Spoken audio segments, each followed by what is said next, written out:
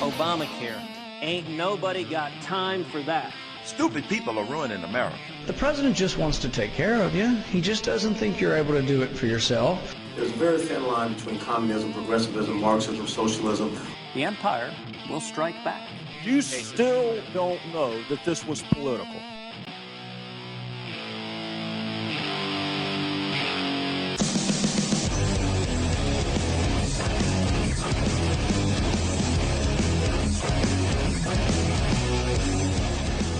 Hello, everybody. Welcome to another episode of America Our Way. I am your host, Dustin Hoyt, here on the Vigilant Liberty Radio Network, bringing you the absolute best in conservative and libertarian commentary. Now, today, I want to start by talking about the Oversight Committee hearing. It's made news. Greta had ISA on. It's been on the news cycle. I saw it on Wednesday. It was there. I want to talk about it a little bit more in depth because a couple things happened and I don't feel like anybody's mentioned it or has mentioned it enough. So diving right in here, we're going to play a clip of the exchange between Lois Lerner and ISA and Cummings. Now, Lois Lerner is the IRS official that pretty much people are pointing to when it comes to the criticism, the higher standards for conservative groups, the targeting of conservative 501c3 groups. And she keeps pleading the fifth. She pled the fifth last time, and it was a big stink, and she did it again. She went up there and pled the fifth again. And ISA talked for like 15, 20 minutes, asking questions. She kept pleading the fifth. And so he's like, well, clearly, they're not going to cooperate. Well, I'll just play it for you here. Are you still seeking a one-week delay in order to testify? On the advice of my counsel, I respectfully exercise my Fifth Amendment right and decline to answer that question. Ladies and gentlemen, seeking the truth is the obligation of this committee. I can see no point in going further. I have no expectation that Ms. Lerner will cooperate with this committee, and therefore we stand adjourned. Mr. Chairman, I have a statement. I have a procedural question, Mr. Chairman. Mr. Chairman, I have a procedural question. Mr. Chairman, you cannot run a committee like this. You just cannot do this. We're better than that as a country.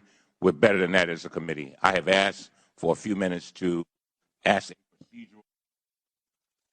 And now you're turning me off. I don't care. The fact is that I'm asking a question. I am the ranking member of this committee, and I want to ask a question. What are we hiding? What's the big deal? May I ask my question? May I state my statement? You're all free to leave. We've adjourned, but the gentleman may ask his question. Thank you very much. Mr. Chairman, I have one procedural question, and it goes to trying to help you get the information, by the way, that you just asked. What is your question? Let me say what I have to say. I've listened to you for the last 15 or 20 minutes. Let me say what I have to say. Chairman, I have one procedural question. Ms. Lerner, you're released. You may. But first, I would like to use my time to make some brief points. For the past year, the central Republican accusation in this investigation. We're adjourned. Close it down. Political collusion directed by on behalf of the White House. Before our committee received a single document. Thank you. Or interview one witness. Chairman ISA went on national television and said this, and I quote, this was the targeting of the president's political enemies effectively and lies about it during the election year, end of quote. Mr. Cummings. He continued this theme on Sunday. If you will sit down and allow me to ask the question, I am a member of the Congress of the United States of America. I am tired of this. Well, we have members over here, each who represent 700,000 people. You cannot just have a one-sided investigation. There is absolutely something wrong with that, and it is absolutely un-American. So as you can hear, she's not cooperating, and Issa he calls it. He's like, I'm done. Clearly, we're not going to get anything. She's just going to plead the fifth for 4 hours. It's a waste of everybody's time. It's a waste of taxpayer dollars. Anybody who's responsible knows that. And then, of course, you've got Cummings, who just freaks out, and I want to speak, and I'm a congressman of the United States of America. And he just goes off on this tirade, and it's like, look, guy, you can't ask questions if she's not going to answer. She's pleading the fifth. He adjourned the meeting for a reason. Now, this isn't a case of political stifling. There's no stifling here. Issa wasn't trying to shut Cummings up, keep him from asking questions because he had something pertinent to say. They're trying to keep him from wasting taxpayer dollars on a meeting where she's just going to sit there and plead the fifth. How stupid is that? If that person is not going to talk, why keep them in that room and hit them with a whole bunch of questions?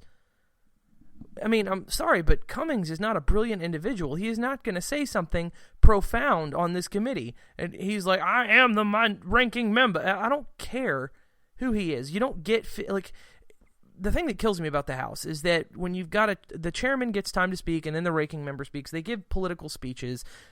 Nobody cares about that. I don't care. America doesn't care. We don't care about your speeches. Nobody cares.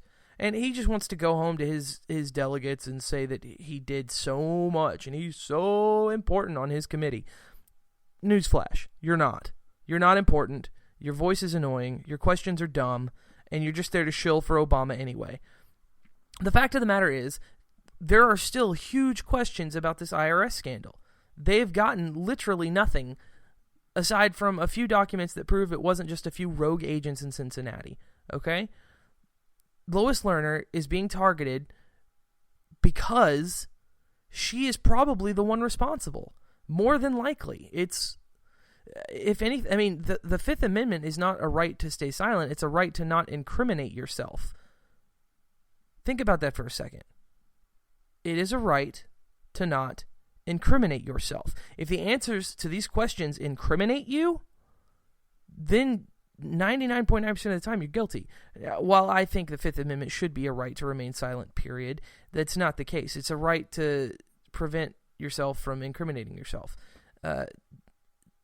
Now, a lot of you think, you have the right to remain silent, Miranda rights.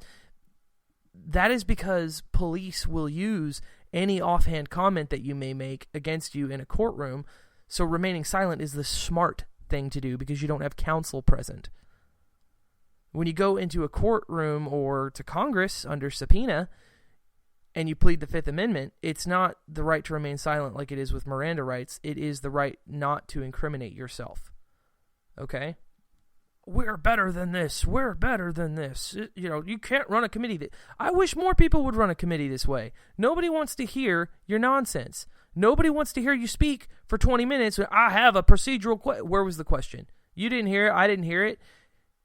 And what's worse is he's like, I am a member of Congress. And then he turns his head to the side and he poses while all those cameras are going. And it's obvious political banter. And Issa was exactly right to adjourn that meeting. You're not going to get anything out of her. What is the point in speaking? What's the point? There is no point. This woman comes into Congress where she's supposed to speak to the American people. It's the House of Representatives, okay? It's not just a bunch of politicians up there. They represent 700,000 plus people each, okay? They represent us. I know a lot of them suck. Most of them suck. They're horrible. They don't do their job, etc.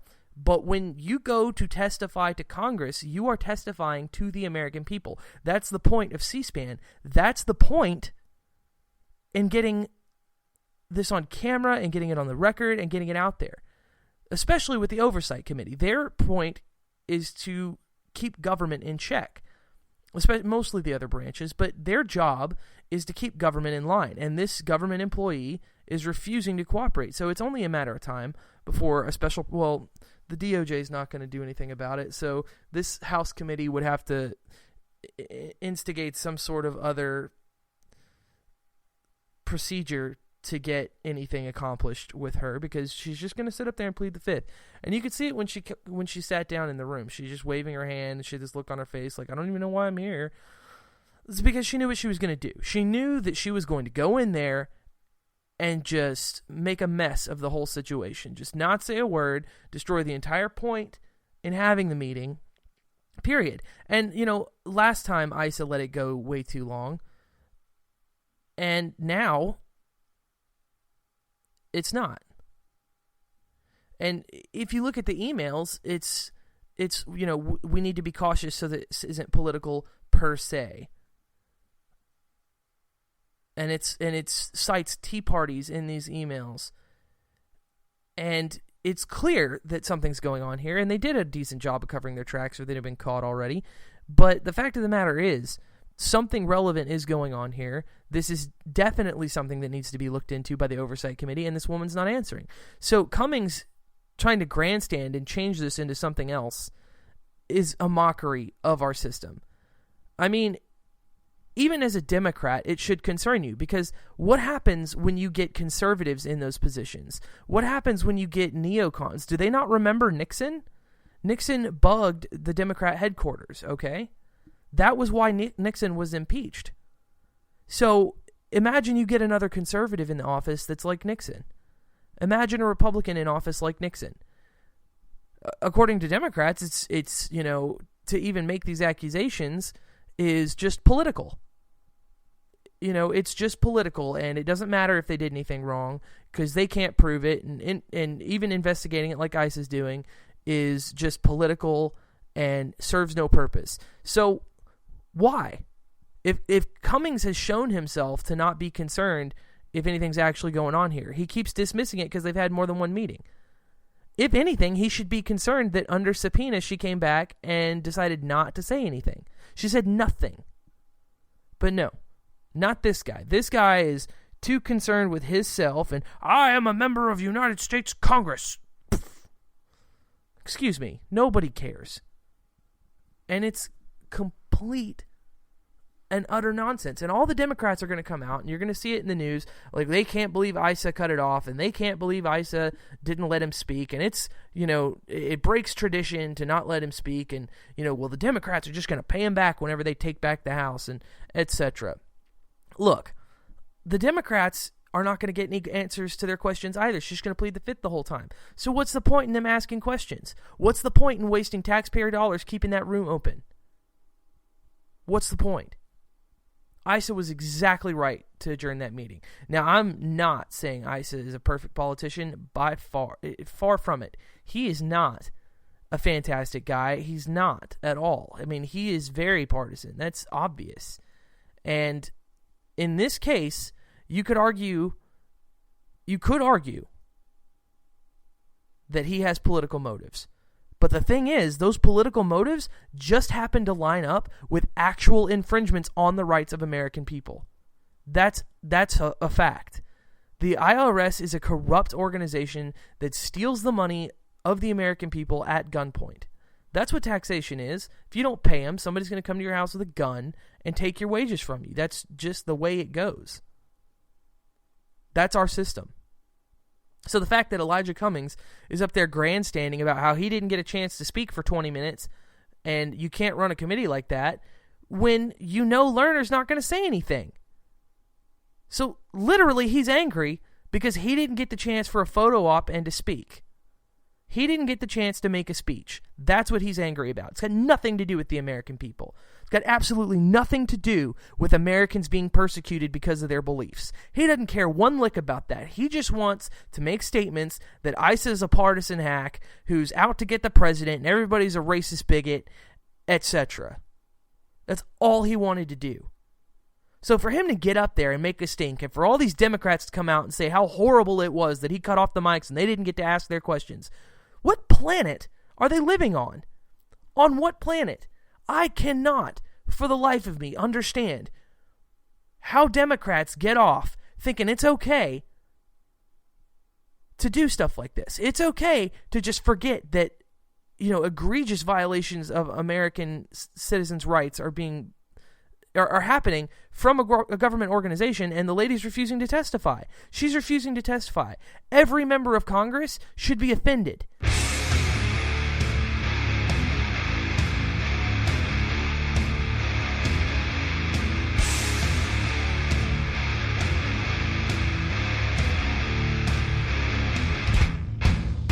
This is Chuck Dixon, the co-creator of Bane, and you're listening to Vigilant Liberty Radio.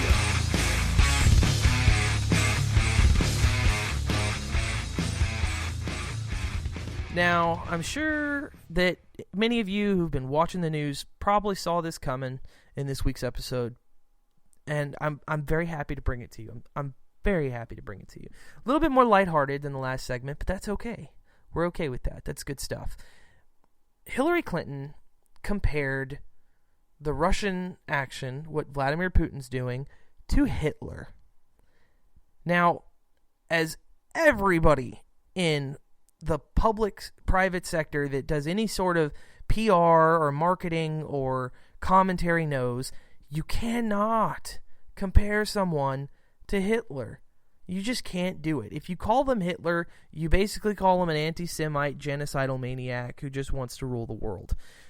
And so anytime you even make a realistic comparison, a real one, you get skewered for it.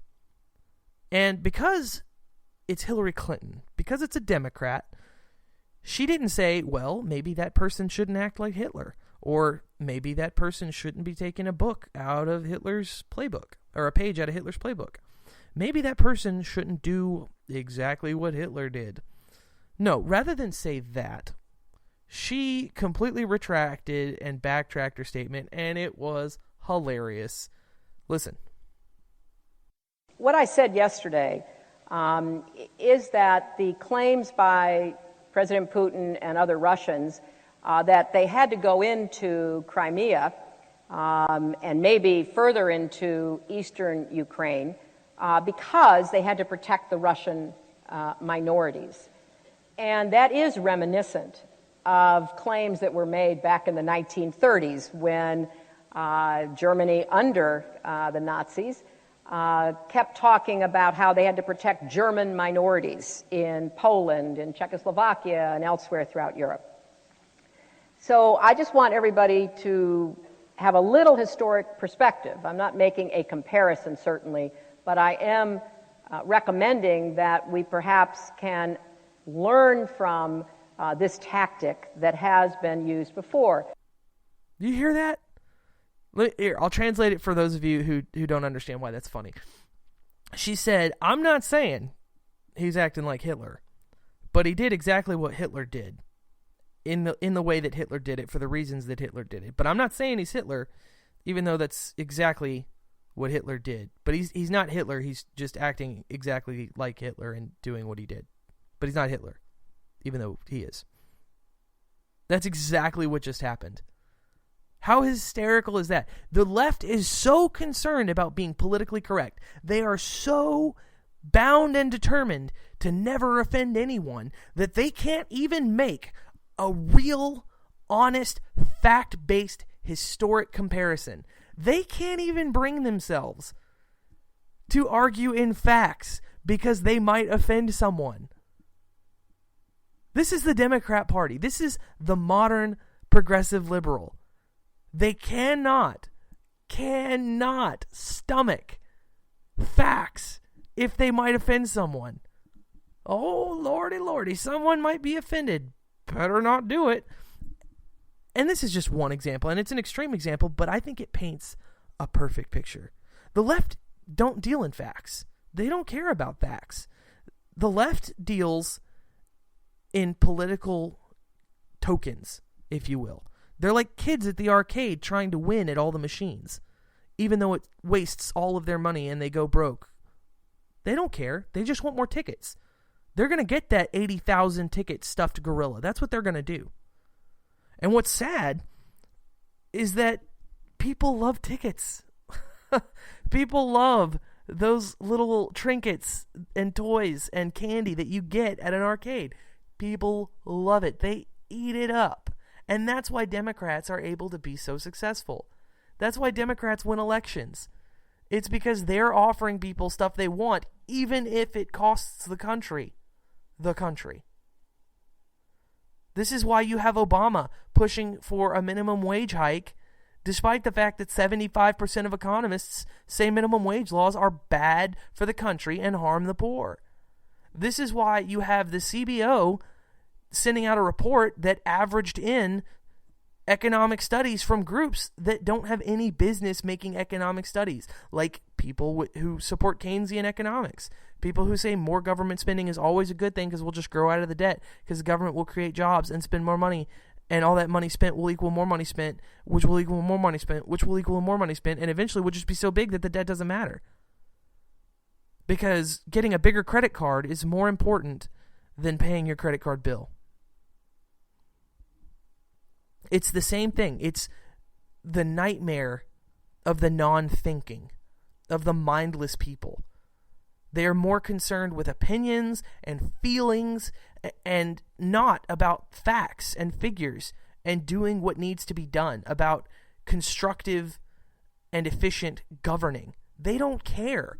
They don't care at all. Just like with Elijah Cummings, you see this pattern all across the left of people promising things. I mean, look at Obama's budget. That thing was horrendous. $4 trillion almost.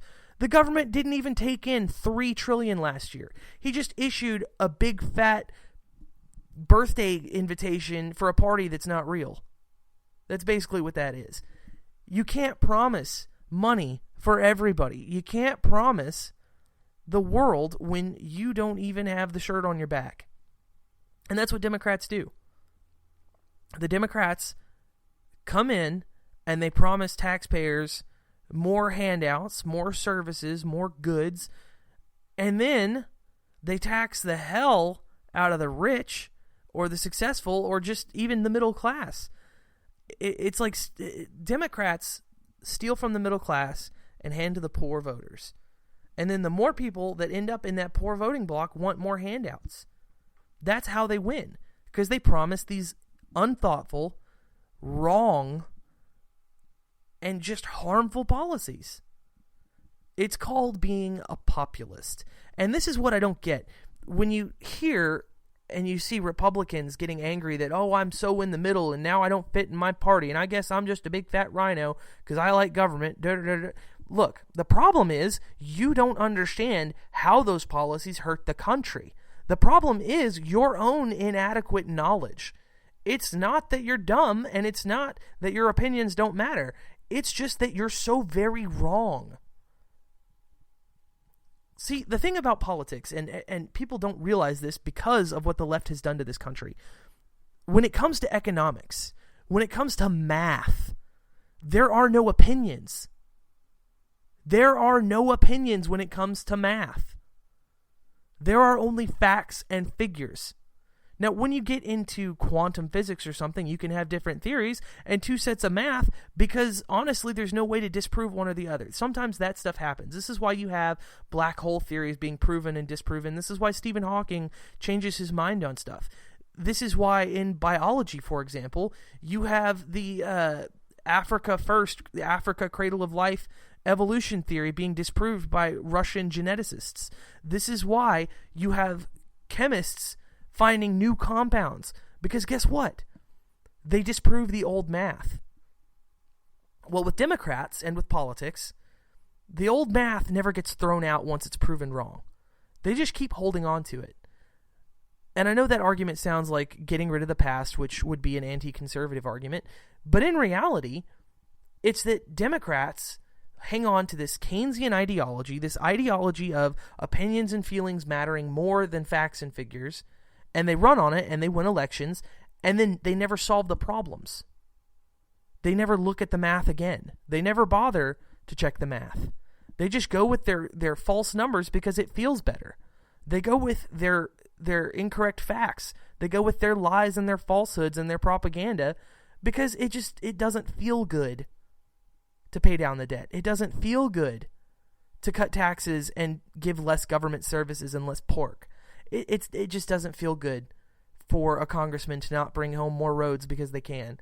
It doesn't feel good for a congressman to close a Navy yard in their district because it'll be less jobs for that one place, as opposed to the billions of dollars it would save taxpayers that we need. This is why people rage about the military-industrial complex. This is why hippies talk about that. Because once the country starts spending X amount of dollars on tanks and jeeps and planes and missiles, whenever you pull that money back, people get angry. They're like, I lost my job making tanks. We don't need any more tanks, guy. Sorry. But you can't say that because that hurts people's feelings. They don't like that. And so Hillary Clinton can't bring herself to say, hey, this is the exact strategy Hitler used. Maybe we should be a little concerned. Maybe we should think, hey, this guy is a megalomaniac who's taking over other countries. This is why you can't say Obama's foreign policy is wrong. This is why you can't say a minimum wage raise is a bad thing. This is why you can't debate people on politics anymore, because they're like, well, that's just like your opinion, man. And it's absolutely ridiculous. But this is the state of our society, the non-thinking, the feeling individual. It's only a matter of time before we have more scientists saying, but, you know, how does the public feel? How does the public feel about this? It's like in Ayn Rand's Anthem. They can't have electricity because people feel that it's scary. And it's not knowledge shared by all men. It took them hundreds of years to get the candle to be accepted because people didn't feel that it was right, and they didn't feel that everybody had that knowledge. It wasn't equal. Feelings, not facts. Progress doesn't matter. Science doesn't matter. The free market competition, the fact that that works, the fact that it is responsible for the largest boom in economic wealth across the planet, the fact that free markets are responsible for the largest growth in wealth among any population ever, the fact that free economies bring more people out of poverty than anything else on the planet doesn't matter. Because it doesn't feel good to compete. It's not fun. It doesn't feel good to pull back regulations because you're not looking out for so-and-so, or so-and-so feels like you're not doing enough.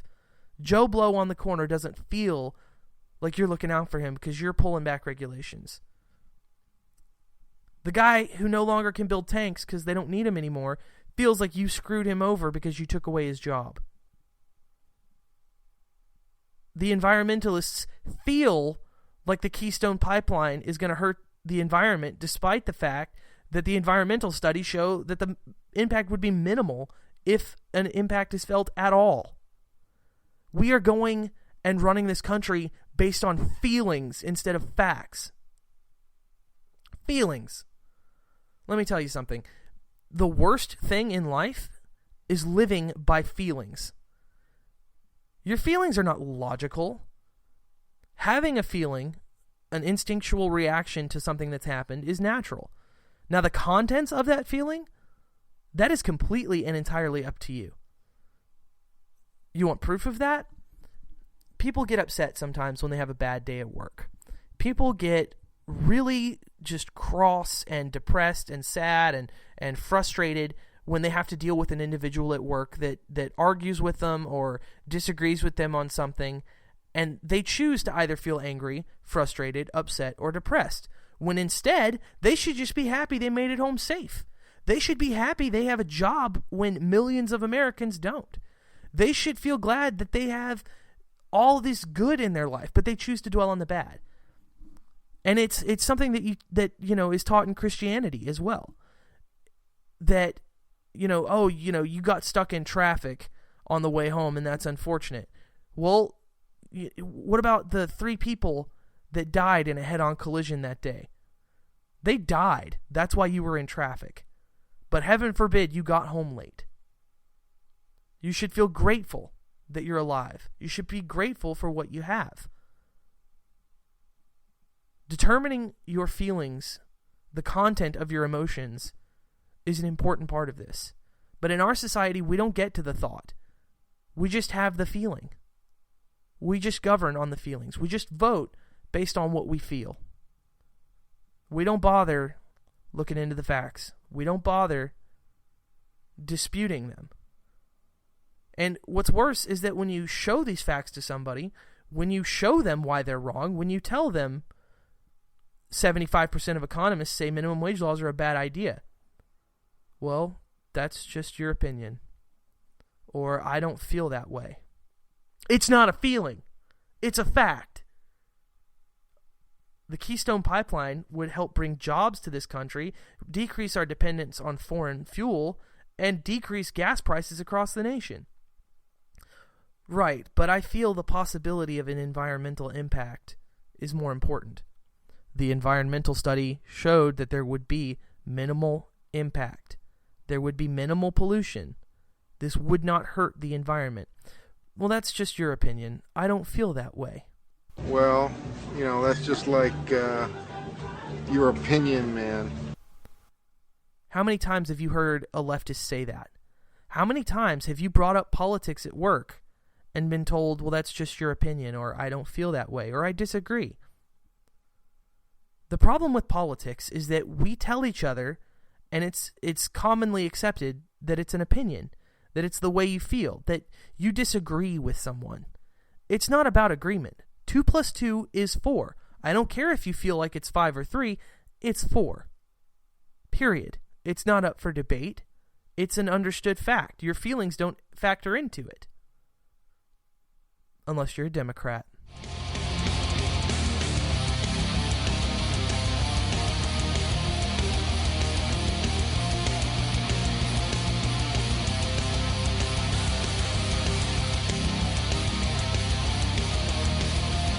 Hi, this is Matt Lewis from the Daily Caller, and you are listening to Vigilant Liberty Radio.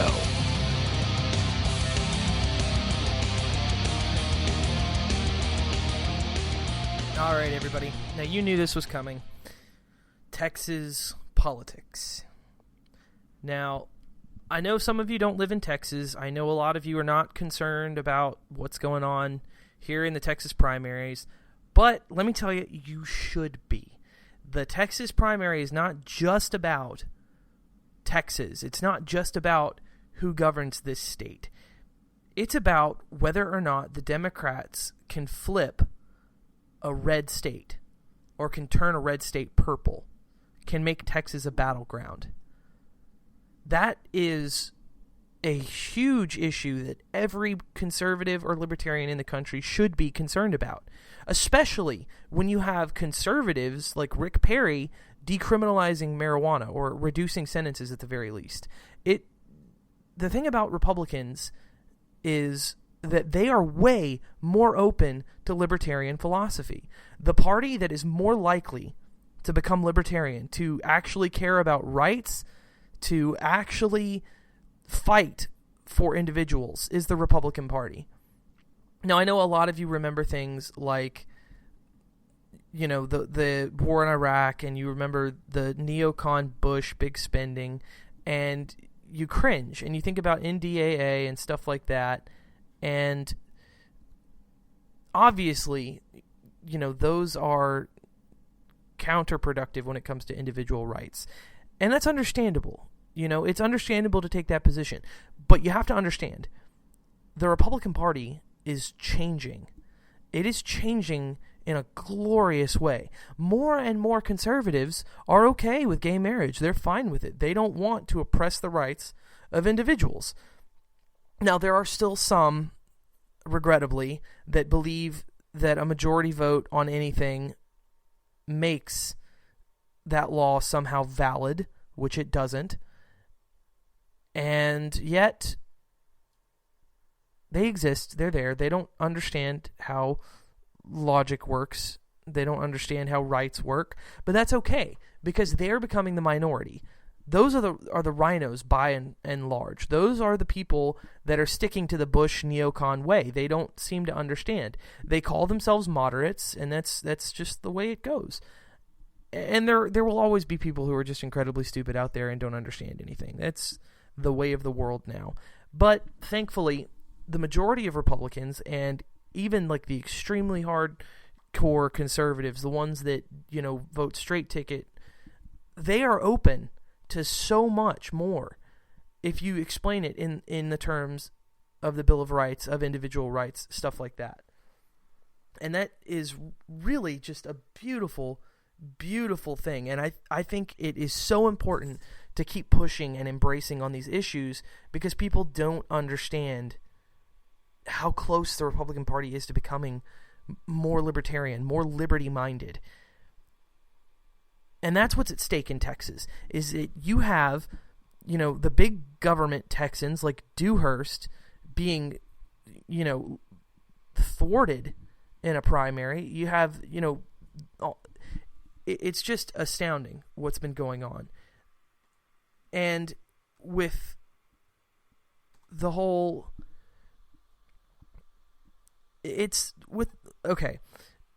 thing about the way things are going is that with Democrats, they are pushing for more and more and more. They're pushing for more government all the time and less rights. And with Republicans, they're pushing for more rights. And that is incredibly important. That change is so important that I can't, I mean, I'm sorry, it flabbergasts, it blows my mind. And you can see I'm speechless, which never happens. This change, which I have seen personally among conservatives, is a wonderful thing, and it shows that they're able to embrace liberty if explained to them properly. I don't know a single rational conservative who disagrees with the policies of liberty once it's explained to them. I mean, most Republicans aren't, liberty-minded because they're just ignorant. They just don't know. And that's a forgivable crime in the sense that it can be explained to them. They can learn. And that's why I always tell you folks, you've got to talk about politics. You've got to bring it up with your friends and your family members. You've got to talk to them. Because in my personal experience and in any campaign, you have to educate the voters. You have to educate people. And that starts at the individual level. You have to talk to people that disagree. And with the Republican primaries, we saw, David Dewhurst almost get unseated. I mean, he won very narrowly. Very narrowly. I mean, it was incredibly close.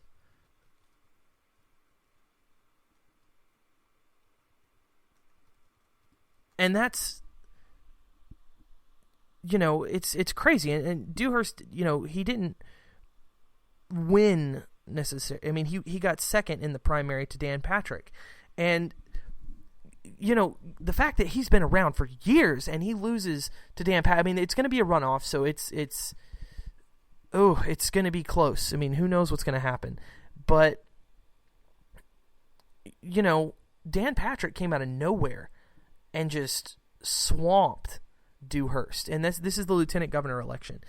And it's in the same vein as Cruz beating Dewhurst for the Senate seat. That's incredibly important. It's important to note that people in Texas, conservatives in Texas, are becoming more and more informed about the issues. They care about politics.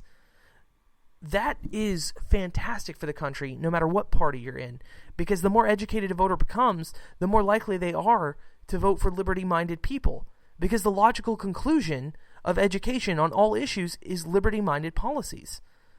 I mean, that's the chief reason why Republicans win in Texas, because Texans understand you don't get free handouts from the government. Somebody pays for them. You don't get more jobs by having more government. I mean, you get more public sector jobs, but you're paying for them. That comes out of your pocket. Businesses don't like that. Businesses flock to Texas because of low taxes and low regulation. So it's incredibly important what happens here, because with California, that used to be a bastion of conservatism. Reagan was the governor of California. Think about that. In California, they used to be straight red. A Democrat could not take that state. Now they can. And it is a terrifying prospect to think that Republicans could lose Texas, that conservatives could lose Texas, especially when they're becoming more and more open to people like Rand Paul, Ron Paul, Amash, and are getting more concerned with liberty. And that's, I wholeheartedly believe that Hannity and Glenn Beck had a lot to do with that. There are millions of listeners. They're saying they're not Republicans. They are conservatives. They're independents. They are libertarians. They are not happy with the status quo. They're holding Republicans accountable. That didn't happen before. That was not how things were done. But now people are becoming educated. Now people are concerned. And if that were to change in Texas, if Democrats were to start winning, a Republican president, a conservative president, a non-Democrat president would never win again for like 100 years. And that should terrify everybody who cares about liberty. That should be something that scares the bejesus out of you. I mean, ideally, you'd get a libertarian candidate who would gut the government and get rid of all of the spending that's unnecessary and streamline all of the bureaucracies that are necessary, like military protection and police force and stuff like that. Obviously, you don't want no government. I'm not a volunteerist. I'm not a communist. I'm not an anarchist. I am a constitutional libertarian. I believe in very incredibly limited government. I believe the rights rest with the individual. I believe that I have inalienable rights and that it is criminal for government to do the things that it's doing, such as the way they do taxes, the way that they tax property at the local level, the way they pass bans on alcohol consumption and sale, the way that they are able to ban certain foods, the way that they prevent organic farmers from doing things, from selling their meat to their neighbors or raw milk to their neighbors, or prevent them from even bartering goods. But in Texas, we are seeing the state turn even more red, and not in a Bible Belt Christian way. The issues in Texas are not, gay marriage and abortion per se. I mean, Wendy Davis's issue is abortion, but that's why Wendy Davis is going to get her butt kicked in Texas. That and being a Democrat, and Texas hates Democrats for the most part. It is wonderful to look at the Dan Patrick Dewhurst race, because Dewhurst is a big government guy. I mean, for a conservative, he's a big government guy. And he is more in line with Democrats on a lot of issues like that, as opposed to Dan Patrick. Now, I'm not saying I'm a big fan of Dan Patrick. I'm not one of these individuals that has looked into him too closely, but I do know the significance of an underdog winning that race, beating the power of the incumbent. Okay, to put it simply, in politics, it's almost impossible to beat somebody who's already in office. It is almost a waste of money every time. I mean, look at Cornyn. Cornyn was with Mitch McConnell and Lindsey Graham, but he didn't take any of the flack that they did. He didn't come out supporting Cruz, who won overwhelmingly over Dewhurst in the primary. So when we look at this, when we look at, Cornyn won his race, but when we look at the Dewhurst race, we see Texans saying, no, enough. Now, John Cornyn's been in power for a while. He got an A rating from the NRA, and quite frankly, he had a lot of really simple campaign ads that were everywhere. And so it makes sense that he won his race. It is understandable because he did a good job campaigning, period. But he also had the power of the incumbent. And it is an issue of there not being a candidate that is viable who can beat him. There wasn't a Ted Cruz there to take him down. If there was, it would have been fantastic. But there wasn't, so John Cornyn's still there. And if you want to see proof on the Cornyn race, look at Ted Cruz. He did not endorse John Cornyn until after he won the primary. That tells you all you need to know about John Cornyn. Ted Cruz, I'll be the first to admit that his stance on gay marriage is not libertarian. It doesn't sit well with liberty. And a lot of people give him flack because of his comments on weed. All he said was the president needs to enforce the laws or change the laws. And I agree with him on that. Change the law. That should be the focus, not skirting around it to try and avoid the issue and look like he did something at the same time. That's ridiculous. They need to just change the laws because the laws are wrong. That's what he should be campaigning for. Obama could be the president who legalized marijuana. That would be fantastic. Or at least got rid of the laws at the federal level that made it not a crime. But he's not doing that, and that's not something to give Cruz flack for. That's not something to criticize him for. Because he didn't say weed should be illegal. He didn't say harsher punishments for weed smokers or people who have marijuana. He didn't say that it shouldn't be used medically. He said enforce the laws. That's it. So when you look at Texas and you see these more conservative candidates winning, and they're not winning on Christian issues, they're not winning on gay marriage, they're not winning on social issues. A lot of them did come out against gay marriage, and they have to, or they'll lose in Texas. But the fact that people are becoming more concerned and more informed just goes to show you what could happen in the very near future here in Texas. And that is a wonderful, glorious thing. A deep red state like Texas could become more liberty-minded. There could be more people in this state that are concerned with individual rights as opposed to straight-line party rhetoric that they think all Republicans should adhere to. I mean, granted, all people think that, politicians should adhere to their philosophy, but they're not buying in to the party line on the national level. They have their own way of doing things, and that's what I love about Texas. They have this individual rugged spirit. They don't want your crappy handouts. They don't want your high taxes. They just want you to leave them alone. That's it. It's not hard. Just leave them alone. And that's why Dewhurst lost, because he's not a leave them alone kind of guy. We'll have more when we come back.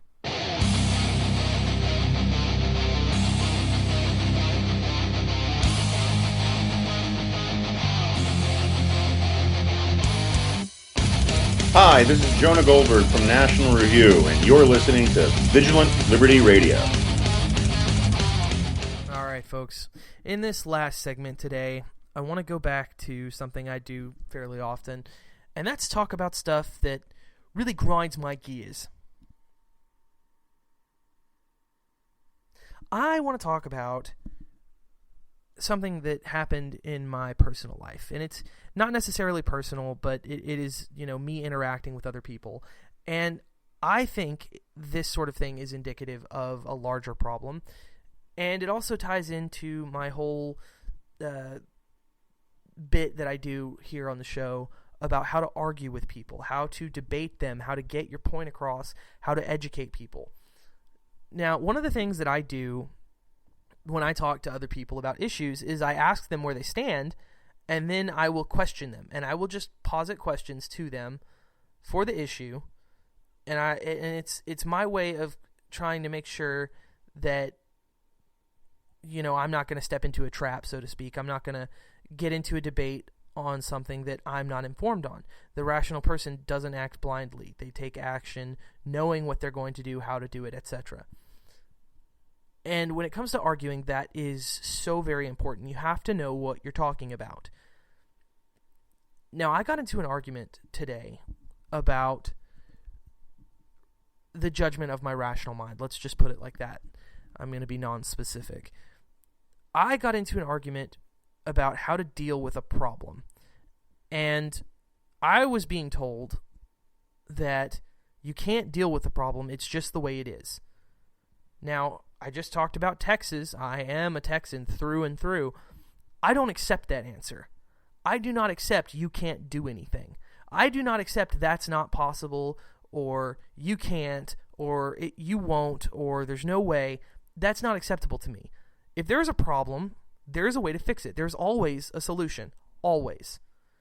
That is human nature at its best. That is progress, true progress.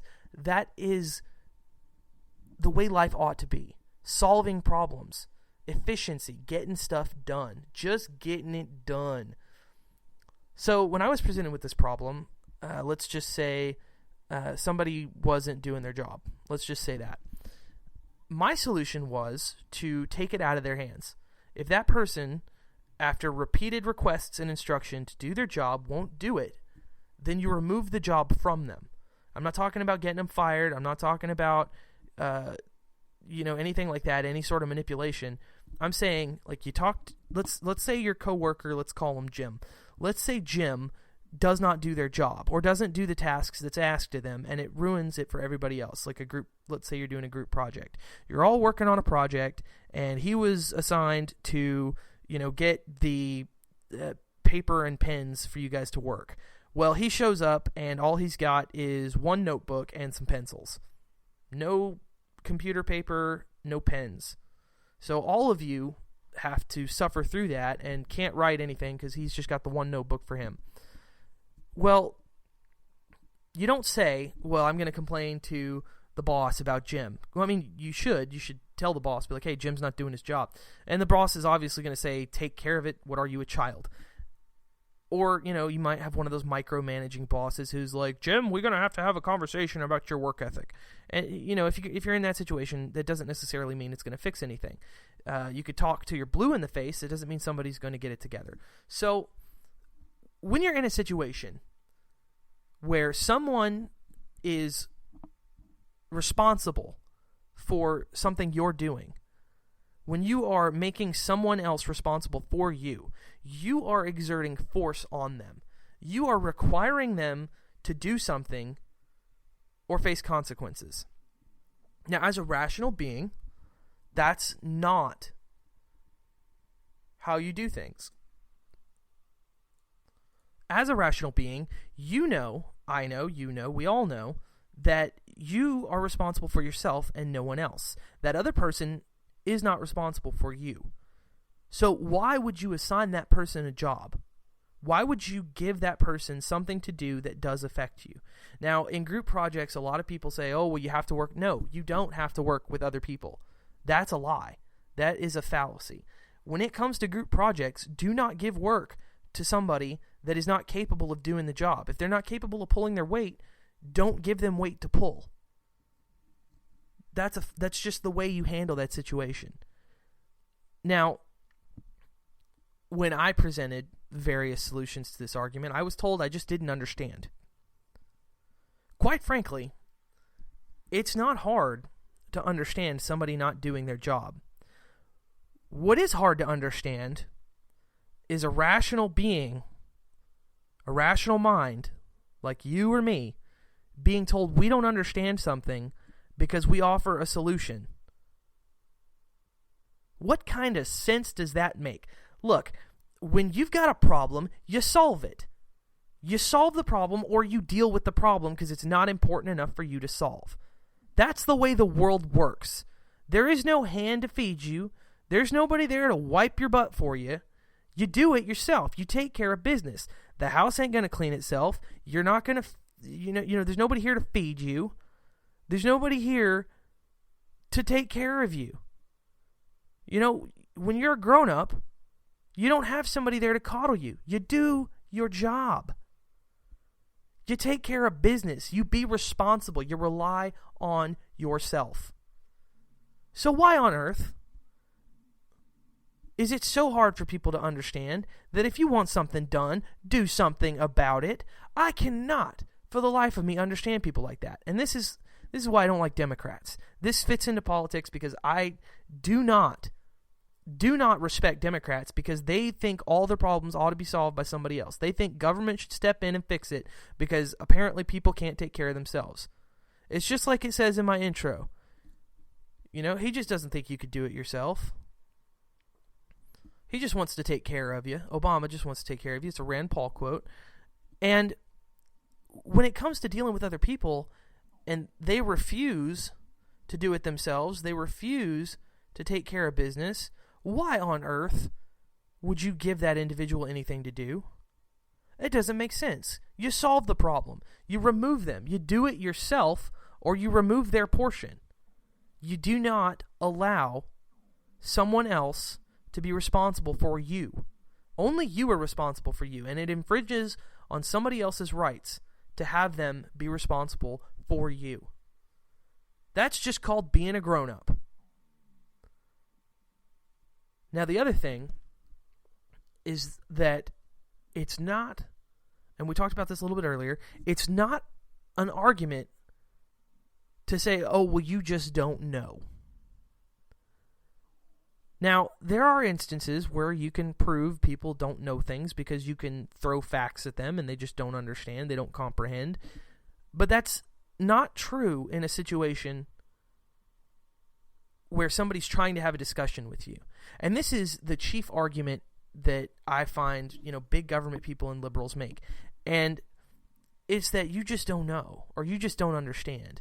It's like when you're talking about the Bible and somebody tries to tell you that, the Bible says X, Y, and Z, and you know it not to be true, or, somebody says Jesus would do X, Y, and Z, and you know that's not the case, and you tell them so. You're like, well, actually, the Bible says this, and they're like, well, you just don't understand God, or you just don't have a relationship with Jesus, or you're not full of grace, so you don't get it. That is the most infuriating argument. Now, granted, I'm to the point now to where nothing phases me. When somebody says I don't understand, I'm just like, okay, you lose. Because that's not a rational argument. When somebody presents you with a rational point, a rational question, you can't just dismiss it saying, oh, you don't get it. And all of you know this because you're listening to my show.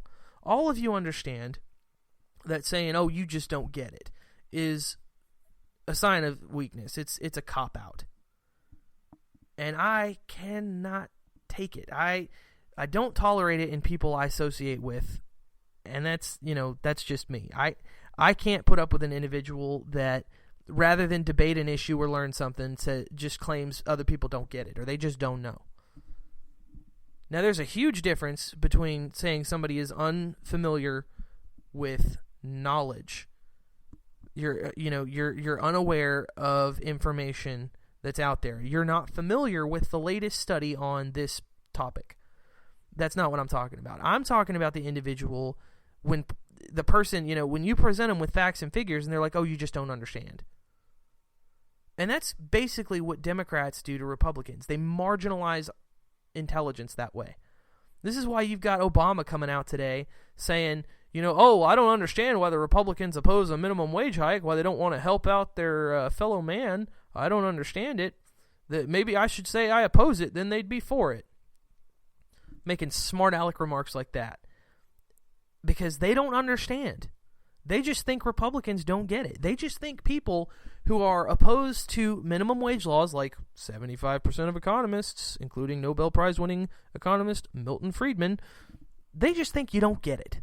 You just don't know. You don't understand the working man.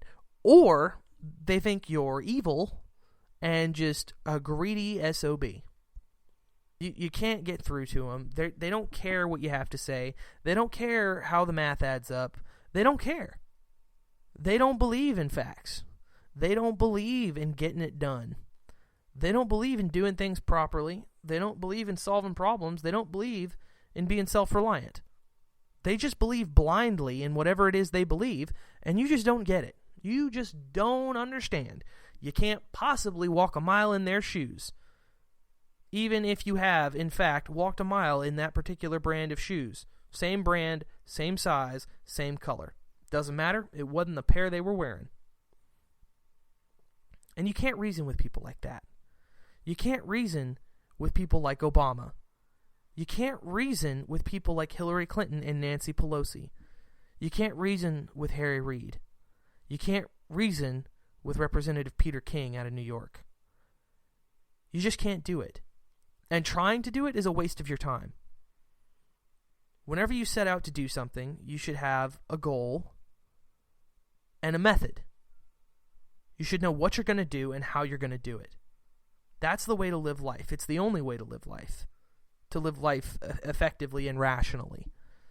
So when somebody comes at you and you're discussing anything, could be a problem at work, could be politics or religion, when somebody presents something like this to you, when somebody comes at you and says, you just don't know, just laugh. Just laugh and say, you didn't make the world. Just laugh and say, well, okay then, I guess you know best. And ignore them. walk away. Don't debate that person. They're not interested in rational discussion. They're not interested in learning. They're not interested in growing or expanding their mind. The only thing they're interested in is what they believe and they think, what they perceive, their opinions, and stuff like that. They don't care. All right, folks, it's been a fantastic week. Be sure to check out the page, facebook.com/AmericaOurWay. Be sure to check out the Vigilant Liberty Radio page, VLR. Check that out. Be sure to follow me on Twitter @AmericaOurWay. I am Dustin Hoyt. This is America Our Way on Vigilant Liberty Radio, and I will see you next week.